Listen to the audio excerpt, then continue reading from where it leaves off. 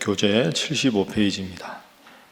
여덟 번째 재앙으로 하나님은 완악한 바로왕을 심판하시며 메뚜기로 애굽 온 땅을 덮게 하십니다. 결국 바로왕은 아이들만 남겨두고 장정만 애굽에서 나갈 것을 허락하였지만 하나님은 동풍을 일으켜 메뚜기로 하여금 애굽 온 땅의 농작물을 상하게 하십니다. 이어서 아홉 번째로 애굽 온 땅을 흑암으로 덮으십니다.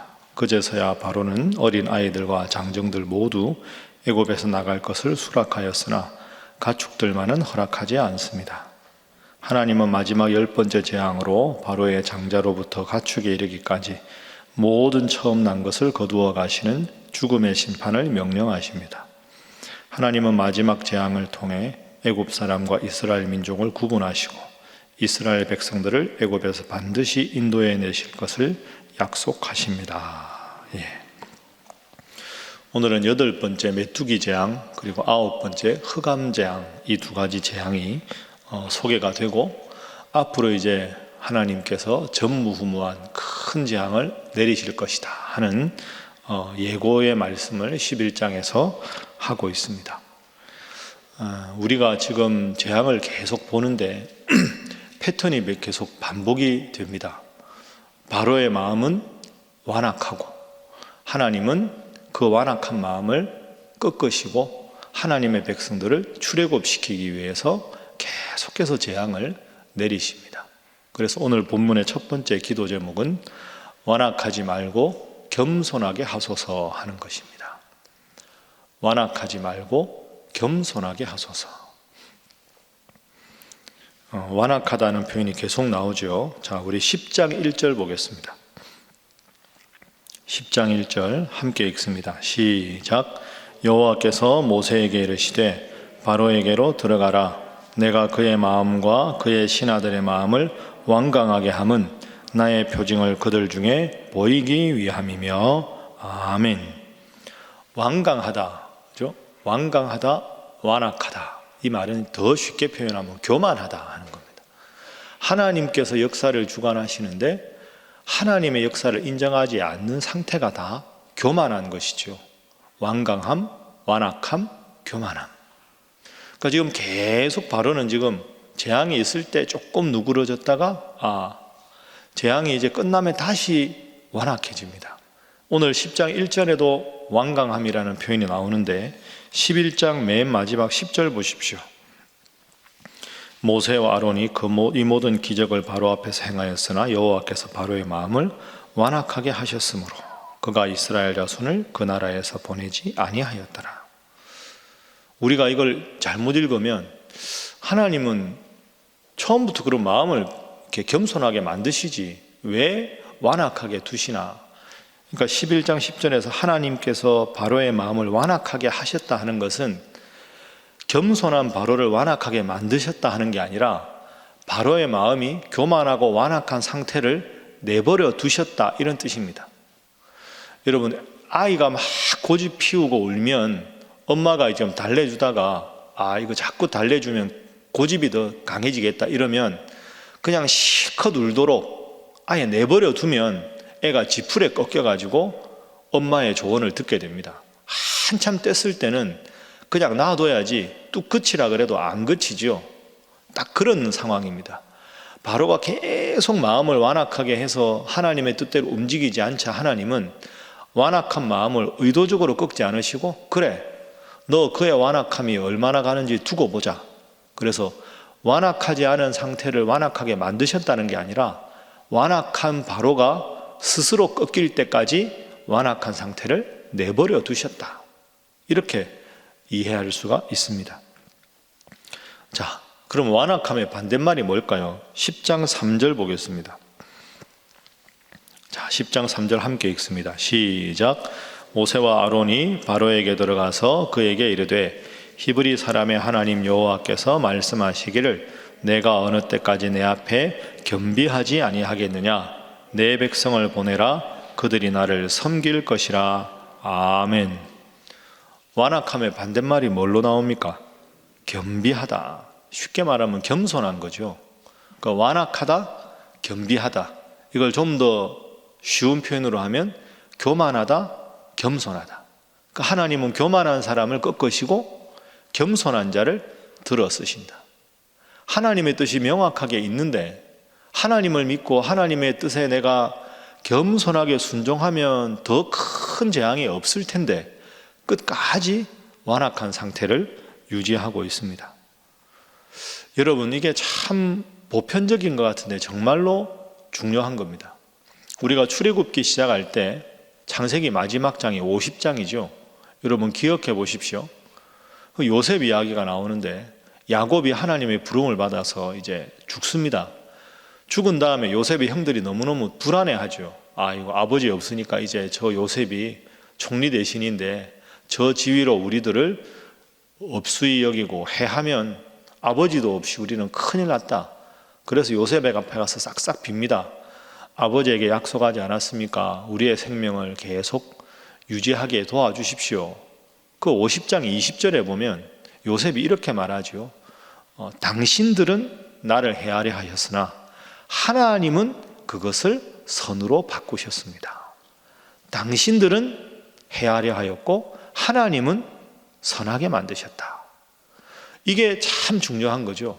내가 주어가 되거나 바로가 주어가 되거나 당신이 주어가 되는 게 교만입니다. 그런데 하나님이 그것을 선으로 바꾸셔서 당신들과 당신들의 자손을 보호하게 하셨습니다. 내가 내 삶의 주체인 것이 교만이고 하나님께서 모든 일을 하시도록 나를 하나님께 순종하고 맡겨드리는 것이 겸손입니다. 내 삶의 주인은 나보다 나를 더 잘 아시는 하나님이시다. 그 마음을 품으면 이런 큰 재앙 없이도 하나님의 뜻에 순종하면 될 텐데 참 바로의 마음이 완악합니다. 다시 한번 기억하시고 교만 대신에 겸손을 훈련하셔서 하나님께 우리의 삶을 맡기고 하나님 인도하시는 대로 살아가시는 형통한 인생 되시기를 주님 이름으로 축복합니다. 그래서 두 번째 기도 제목은 같은 맥락에서 하나님의 뜻과 나의 고집을 분별할 지혜를 주소서 하는 것입니다. 하나님의 뜻과 나의 고집을 분별할 지혜를 주소서.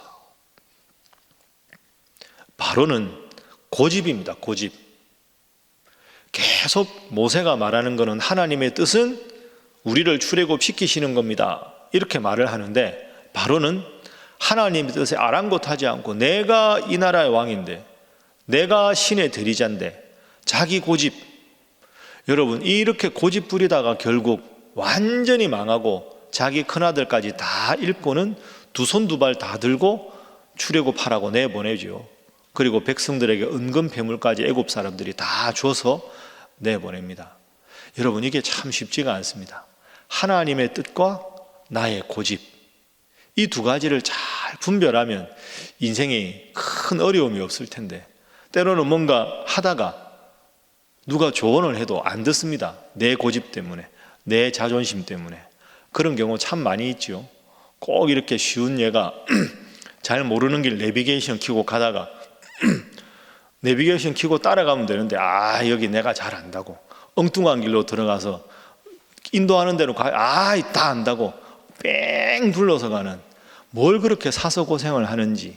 그 참 고집이라는 게 은근히 불편한 겁니다. 지금 첫 번째 재앙부터 쭉 오면 처음에는 모세와 이 바로의 대적이었는데 모세 편에는 이스라엘과 아론이 함께 있었고 바로의 편에는 바로의 신하, 애굽 군대, 애굽 사람이 같이 있었습니다. 그런데 점점 하나님께서 기적을 통해서 압도하니까 바로의 이 세력들, 바로와 바로의 신하와 애굽 사람들 사이에서 분열이 생기기 시작합니다. 맨 마지막에는 고집쟁이 바로 하나만 남습니다.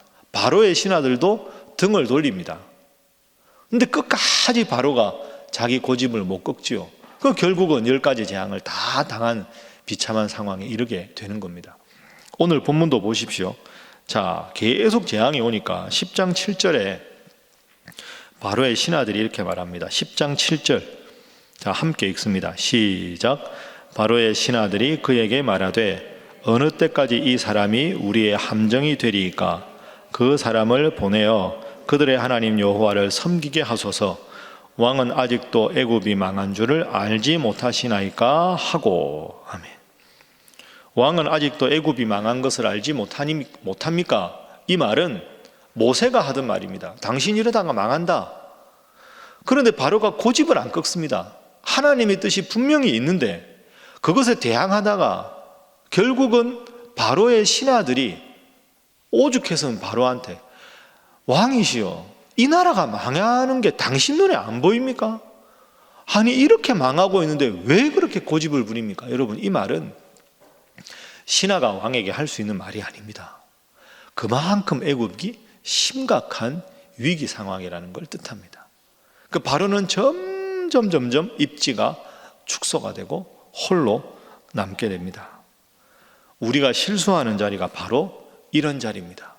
실수할 수 있고 잘못할 수 있습니다. 그럼 실수도 하고 잘못도 하면 아차, 내가 하나님의 뜻에 엇나가고 있구나 생각하면 내 자존심이 중요한 게 아니고 내 고집이 중요한 게 아니고 내가 다른 사람에게 어떻게 비춰질까, 그게 중요한 게 아닙니다. 여러분, 감사합니다, 미안합니다 말하는 사람이 용기 있는 사람입니다. 체질적으로 미안합니다 못하는 사람이 의외로 많습니다. 왜? 내가 지위가 있는데, 내가 나이가 있는데. 그게 아니죠. 잘못하면 잘못했다 그러고 미안하면 미안하다 그러고 부족하면 부족하다 그러고, 그게 훌륭한 사람이죠. 겸손해야 미안하다 죄송하다는 말이 나오는 겁니다. 얄팍한 자존심, 자기 고집만 생각하다가 끝까지 미안하다 말 못하고 주위 사람들 다 잃어버리고 나만 홀로 남는 비참한 인생을 살아가는 사람들이 얼마나 많습니까? 바로가 바로 그런 슬픈 자화상의 대표입니다. 여러분, 하나님 앞에 기도하실 때 매사에 하나님, 제 생각과 하나님의 뜻을 분별하고 하나님의 뜻과 제 생각이 다를 때 그것을 내려놓고 하나님의 뜻만 따를 수 있는 지혜를 주십시오. 그렇게 기도하셔서 모든 일에 하나님의 뜻만 따라가는 순리대로 복된 삶을 살아가시기를 주님 이름으로 부탁합니다.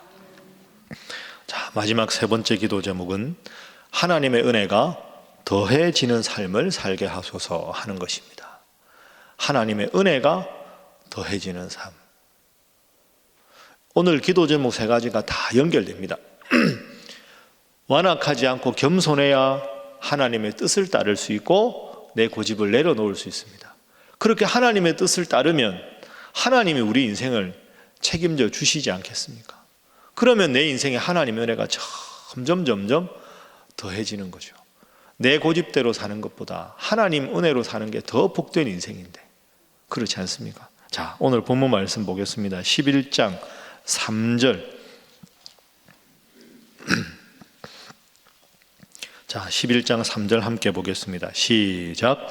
여호와께서 그 백성으로 애굽 사람의 은혜를 받게 하셨고 또 그 사람 모세는 애굽 땅에 있는 바로의 신하와 백성의 눈에 아주 위대하게 보였더라.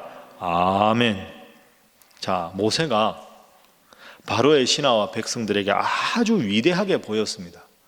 여러분, 이 말씀을 잘 생각하십시오. 모세가 위대한 사람이라는 게 아닙니다. 모세가 위대해서 위대하게 보인 게 아니라 모세가 하나님을 의지하고 나가니까 하나님이 저절로 모세를 위대하게 보이게 해주신 거죠. 이게 모세의 위대함의 비결입니다. 우리에게 적용하면 내가 능력이 있어서 내가 위대하게 보이는 게 아니라 내 보잘것없는 능력이 아니라 하나님의 능력을 의지하니까 그 하나님의 능력 때문에 다른 사람들이 나를 위대하게 보는 거죠. 앞에도 보십시오. 여호와께서 그 백성으로 애굽 사람의 은혜를 받게 하셨다. 그 백성은 누굽니까? 이스라엘 백성들이죠. 이스라엘 백성들이 애굽 사람의 은혜를 받게 하였다. 금은 뱀을 다 주고 제발 나가달라. 그래서 출애굽하지 않습니까? 이스라엘 백성들은 지금 무슨 일이 일어나는지도 모릅니다. 고센 땅에서 평화롭게 사니까. 그런데 지도자 모세가 하나님의 사람이고 그 지도자 모세의 명령대로 가만히 그냥 있으니까 저절로 은혜를 받는 거죠. 여러분, 이게 참 훌륭한 영적인 원리지요.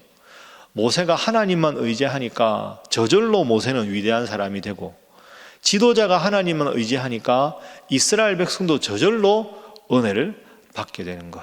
그것이 오늘 본문의 중요한 교훈입니다. 하나님께서 책임지시는 인생이 복된 인생인 줄로 믿습니다.